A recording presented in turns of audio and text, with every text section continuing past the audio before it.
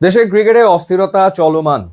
মোহাম্মদ আশরাফুলকে জাতীয় দলের batting coach নিয়োগ দেওয়ার 24 ঘন্টার ভেতরে পদত্যাগের সিদ্ধান্ত নিয়েছেন বাংলাদেশ দলের সিনিয়র সহকারী কোচ মোহাম্মদ সালাউদ্দিন, যিনি 1 বছর ধরে দায়িত্ব পালন করছিলেন। তার পদবি ছিল সিনিয়র অ্যাসিস্ট্যান্ট কোচ, কিন্তু তিনি ব্যাটিং কোচের দায়িত্বটা পালন করছিলেন, কারণ ডেভিড হেম্প চলে যাওয়ার পর আর কোনো batting coach Bangladesh cricket board নিয়োগ দেয়নি। কি কারণে তিনি পদত্যাগের সিদ্ধান্ত নিলেন এবং হঠাৎ করে কি কারণে বিসিবি আব্দুর রাজ্জাককে টিম ডিরেক্টর করলো এবং মোহাম্মদ আশরাফুলকে ব্যাটিং কোচ নিয়োগ করলো, সেই আলোচনাটা করতে চাই। মোহাম্মদ সালাউদ্দিন দেশের ক্রিকেটে ব্যাপক আলোচনায় আসেন মূলত বিপিএল এর সাফল্যের ধারাবাহিকতায়। কুমিল্লা ভিক্টোরিয়ান্সকে তিনি 4বার চ্যাম্পিয়ন করেছেন, যেখানে অন্য ফ্র্যাঞ্চাইজিগুলো বিদেশি কোচ এনে সাফল্য পায়নি, সেখানে কুমিল্লা ভিক্টোরিয়ান্স 4বার ট্রফি জিতেছে তার হাত ধরে। আলোচনায় থাকার অন্যতম কারণ ছিল এটা। আরও একটা কারণ আছে, তিনি সাকিব আল হাসানের কোচ ছিলেন, মেন্টর ছিলেন, এবং 2019-এর একটা ঘটনা নিশ্চয়ই আপনাদের মনে আছে।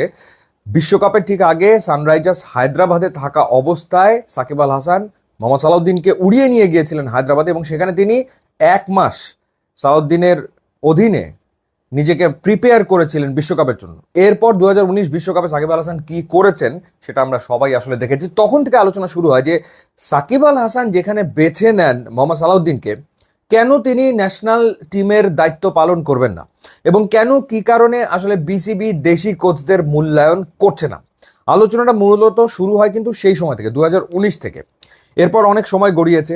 হাতুরু সিং এর অধ্যায় যখন শেষ হয়, তখন আসলে বিসিবি অ্যাপয়েন্ট করে মোহাম্মদ সালাউদ্দিনকে অ্যাজ সিনিয়র সহকারী কোচ, যখন ফিল সিমন্সকে আনা হলো, কারণ ফিল সিমন্স বাংলাদেশের ক্রিকেটারদের সেভাবে করে চেনেন না। আর বাংলাদেশের বেশিরভাগ কোচিং স্টাফ বিদেশি, সেটা হোক ব্যাটিং কোচ কিংবা বোলিং কোচ কিংবা ফিটনেস ট্রেনার কিংবা ফিল্ডিং কোচ। তো তাদের সাথে যাতে আমাদের ক্রিকেটারদের যোগাযোগটা ভালো হয়, কমিউনিকেশনটা বেটার হয়, সে কারণেই আসলে মোহাম্মদ সালাউদ্দিনকে ন্যাশনাল টিমের সাথে সম্পৃক্ত করা। তো দায়িত্ব নেওয়ার পরে মিশ্র অভিজ্ঞতার ভেতর থেকে তিনি গেছেন। আমরা দেখেছি যে ওয়েস্ট ইন্ডিজের মাটিতে বাংলাদেশ টি-20 সিরিজ জিতেছে, আবার ওয়ানডে সিরিজ হেরেছে। আমরা দেখলাম সংযুক্ত আরব আমিরাতের বিপক্ষে বাংলাদেশ টি-20 সিরিজ হেরেছে, আবার শ্রীলঙ্কার মাটিতে টি-20 সিরিজ জিতেছে। পাকিস্তানে গিয়ে টি-20 সিরিজে হোয়াইট ওয়াশ হয়ে এসছে, আবার দেশের মাটিতে পাকিস্তানকে টি-20 সিরিজে হারিয়েছে। আফগানিস্তানের বিপক্ষে টি-20 সিরিজ জিতেছে, আবার ওয়ানডে সিরিজে হোয়াইট ওয়াশ। দেশের মাটিতে ওয়েস্ট ইন্ডিজের বিপক্ষে ওয়ানডে সিরিজ জিতেছে, আবার টি-20 সিরিজে হোয়াইট ওয়াশ। সো এই 1 বছরে এই ঘটনাগুলো ঘটেছে। কিন্তু দুটো মেজর টুর্নামেন্টে বাংলাদেশ খেলেছিল, একটা হচ্ছে চ্যাম্পিয়ন্স ট্রফি এবং আরেকটা হচ্ছে এশিয়া কাপ। দুটোর একটাতেও বাংলাদেশ আসলে কাঙ্ক্ষিত সাফল্য পায়নি।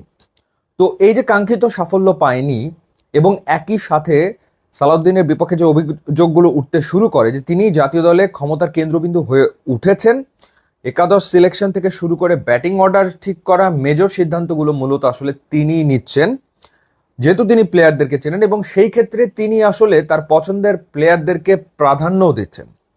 যেমন একটা সিদ্ধান্ত নিয়ে ব্যাপক আলোচনা হয়েছে যে কেন জাকের আলী অনেক আফগানিস্তানের বিপক্ষে টি-20 সিরিজে অধিনায়ক।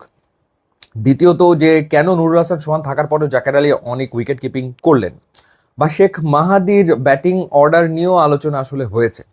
সো এই ঘটনাগুলো ঘটেছে, যার প্রেক্ষিতে সবশেষ যেটা হলো সেটা হচ্ছে ওয়েস্ট ইন্ডিজের বিপক্ষে সুপার ওভারে তিনি আসলে রিশাদকে যে ব্যাটিংয়ে পাঠাননি এবং ওই ম্যাচটা হারা, এটা আসলে বিসিবির অধিকাংশ পরিচালক মেনে নিতে পারেননি, এবং তারা এই ক্ষমতা খর্ব করতে চেয়েছেন, অর্থাৎ ন্যাশনাল টিমে মোহাম্মদ সালাউদ্দিনের ক্ষমতাকে তারা কমিয়ে আনতে চেয়েছেন। সেই কারণেই মূলত আব্দুর রাজ্জাককে টিম ডিরেক্টর করা এবং ব্যাটিং কোচ মোহাম্মদ আশরাফুলকে করা, অর্থাৎ সেই ক্ষেত্রে একরকমের মেসেজ দেওয়া যে হ্যাঁ, মোহাম্মদ সালাউদ্দিন থাকতে পারে ন্যাশনাল টিমে অ্যাজ সিনিয়র সহকারী কোচ, কিন্তু তার দায়িত্ব কমিয়ে ফেলা হচ্ছে। এটা তো একেবারে পরিষ্কার বার্তা ছিল বিসিবির পক্ষ থেকে সবশেষ মিটিংয়ে। সেটা আসলে তিনি অনুধাবন করেছেন, তিনি বুঝতে পেরেছেন, এবং সেটা বুঝতে পারার কারণেই তিনি আসলে এভাবে করে আর জাতীয় দলে থাকতে চাইছেন না, এভাবে তিনি জাতীয় দলের সাথে আর কাজ করতে চাইছেন না। যদিও তার চুক্তির মেয়াদ কিন্তু 2027 সালের নভেম্বর পর্যন্ত ছিল, সুতরাং তিনি চাইলে দায়িত্ব পালন করে যেতে পারতেন, কিন্তু সেটা তিনি আর করতে চাইছেন না। তিনি ন্যাশনাল টিম থেকে স্টেপ ডাউন করার সিদ্ধান্ত নিয়েছেন। এর আগেও তিনি কিন্তু ন্যাশনাল টিমে কাজ করেছেন 2006 থেকে 2010 সাল পর্যন্ত, তখন তিনি ফিল্ডিং কোচ ছিলেন এবং অ্যাসিস্ট্যান্ট কোচ ছিলেন।